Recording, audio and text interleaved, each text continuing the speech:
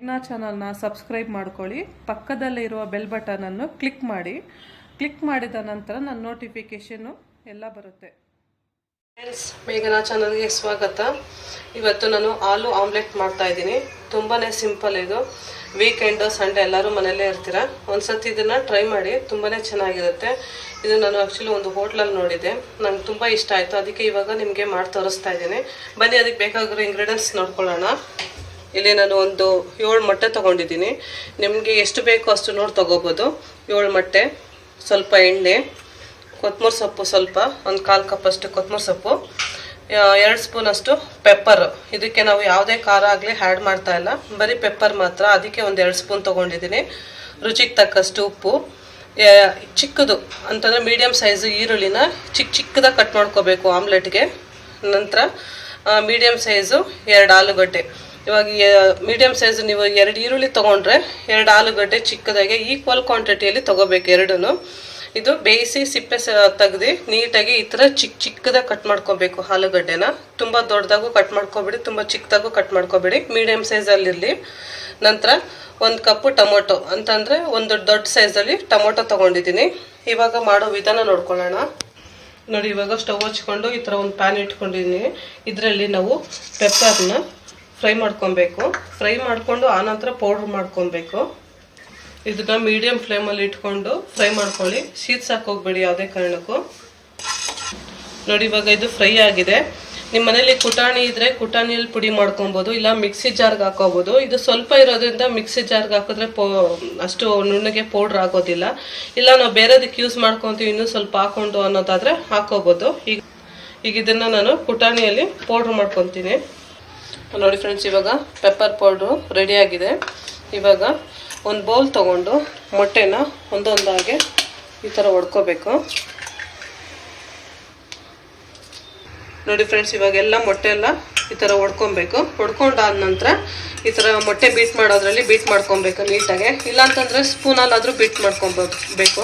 ನೋಡಿ, ಈ ಥರ ನೀಟಾಗೆ ಸ್ವಲ್ಪನೂ ಮೊಟ್ಟೆ ಏನಿರೋದು ಏನು ಇಲ್ದಂಗೆ ಚೆನ್ನಾಗಿ ನೀಟಾಗಿ ಬೀಟ್ ಮಾಡ್ಕೊಬೇಕು. ನೋಡಿ, ಚೆನ್ನಾಗಿ ಬೀಟ್ ಮಾಡ್ಕೊಂಡಾಗಿದೆ. ಇವಾಗ ಇದಕ್ಕೆ ರುಚಿಗೆ ತಕ್ಕಷ್ಟು ಉಪ್ಪು ನೋಡಿಕೊಂಡು ನಿಮ್ಗೆ ಎಷ್ಟು ಬೇಕೋ ಅಷ್ಟು ಹಾಕ್ಕೊಳ್ಳಿ. ನಂತರ ಪೆಪ್ಪರು, ಇಲ್ಲಿ ನಾವು ಯಾವುದೇ ಆಗಲಿ ಸ್ಪೈಸಿ ಯೂಸ್ ಮಾಡ್ತಾ ಇಲ್ಲ, ಅದಕ್ಕೆ ನಾನು 1 ಸ್ಪೂನ್ ಹಾಕ್ತಾಯಿದ್ದೀನಿ. ನೀವು ಮಕ್ಕಳು ಕೊಡೋದಾದರೆ ಸ್ವಲ್ಪ ನೋಡಿ ಹಾಕ್ಕೊಳ್ಳಿ ಕಮ್ಮಿ.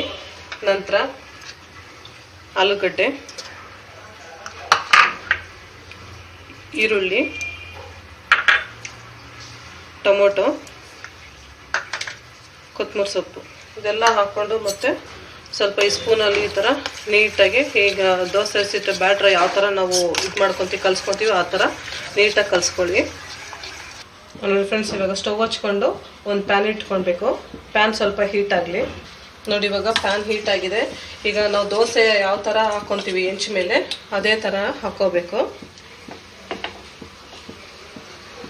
ನಿಮ್ಗೆ ಎಷ್ಟಾಗಲ ಬೇಕೋ ಅಷ್ಟಾಗಲ ಹಾಕ್ಕೋಬೋದು. ಇದು ತುಂಬಾ ಟೇಸ್ಟಾಗಿ ಚೆನ್ನಾಗಿರುತ್ತೆ. ಇದ್ರ ಜೊತೆಗೆ ಪ್ಲೈನ್ ತಿನ್ನೋಕ್ಕಾಗಿಲ್ಲ ಅಂತಂದರೆ ನೀವು ಇದನ್ನು ಪುದೀನ ಚಟ್ನಿ ಜೊತೆ ಕೂಡ ತಿನ್ಬೋದು. ಇಲ್ಲ 1-2 ತಿಂದರೂ ನಮಗೆ ಬ್ರೇಕ್ಫಾಸ್ಟ್ ಆಗುತ್ತೆ, ಅಷ್ಟು ದೊಡ್ಡದಾಗಿ ಚೆನ್ನಾಗಿರುತ್ತೆ ಇದು. ಇಲ್ಲ ನೀವು ಬ್ರೆಡ್ಡಲ್ಲಿ ಹಾಕ್ಕೊಂಡು ತಿಂತೀನಿ ಅನ್ನೋದಾದರೆ ಆ ಥರ ಕೂಡ ತಿನ್ಬೋದು. ಈಗ ಇದ್ರ ಮೇಲೆ ಸ್ವಲ್ಪ ಎಷ್ಟು ಬೇಕೋ ಅಷ್ಟು ಎಣ್ಣೆ ಹಾಕ್ಕೊಳ್ಳಿ. ಆದಷ್ಟು ಸಿಮ್ಮಲ್ಲೇ ಇಟ್ಕೊಳ್ಳಿ ಇದನ್ನು. ನೋಡಿ, ಇವಾಗ ಇದಾಗಿದೆ. ಮೆತ್ತಿಗೆ ಈ ಥರ ಸುತ್ತೂ ಈ ಥರ ತಕ್ಕೋಬೇಕು.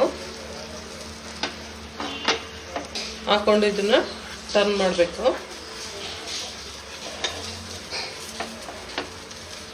ನೋಡಿ, ಇವಾಗ ಈ ಥರ ಟರ್ನ್ ಮಾಡಿಕೊಂಡು ಇದ್ರ ಮೇಲೆ ಸ್ವಲ್ಪ ಎಣ್ಣೆ ಹಾಕ್ಕೋಬೇಕು. ಜಾಸ್ತಿ ಹಾಕ್ಕೊಳಕ್ಕೆ ಹೋಗ್ಬೇಡಿ, ಸಾಕು. ನೋಡಿ, ಇವಾಗ ಇದು ರೆಡಿಯಾಗಿದೆ. ಇದನ್ನು ಒಂದು ಪ್ಲೇಟಿಗೆ ತೆಗೆದಿಟ್ಕೊಳ್ಳೋಣ. ಇನ್ನೊಂದು ಹಾಕ್ಕೊಳ್ಳೋಣ. ನೋಡ್ಕೊಳ್ಳಿ, ನಿಮ್ಗೆ ಎಷ್ಟಾಗಲ ಬೇಕೋ ಅಷ್ಟಾಗಲ ಹಾಕ್ಕೋಬೋದು. ನಮ್ಗೆ ಇಷ್ಟೇ ಬೇಕು ಅಂತ ಏನಿಲ್ಲ.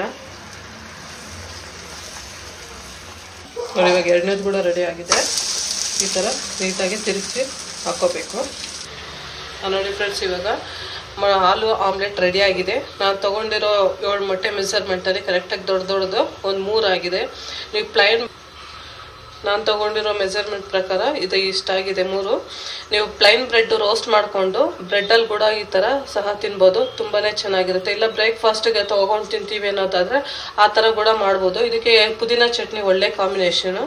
ಇಷ್ಟೇ ಇವತ್ತು ನನ್ನ ರೆಸಿಪಿ. ನಾನು ಮಾಡಿರೋ ರೆಸಿಪಿ ನಿಮ್ಗೆ ಇವತ್ತು ಇಷ್ಟ ಆಗಿದ್ರೆ ಲೈಕ್ ಮಾಡಿ, ಶೇರ್ ಮಾಡಿ. ನೀವು ಕೂಡ ಇವತ್ತು ಸಂಡೇ ಮನೇಲಿ ಟ್ರೈ ಮಾಡಿ ಹೆಂಗೆ ಬಂತು ಅಂತ ನನಗೆ ಕಮೆಂಟ್ ಮೂಲಕ ತಿಳಿಸಿ. ನನಗೆ ಗೊತ್ತಲ್ಲ, ನನ್ನ ಚಾನಲ್ ಹೆಸರು ಮೇಘನಾ ಚಾನಲ್. ಮತ್ತಷ್ಟು ಹೊಸ ಈಸಿ ರೆಸಿಪಿಗಾಗಿ ನನ್ನ ಚಾನಲ್ನ ಸಬ್ಸ್ಕ್ರೈಬ್ ಮಾಡ್ಕೊಳ್ಳಿ. Okay friends, thank you.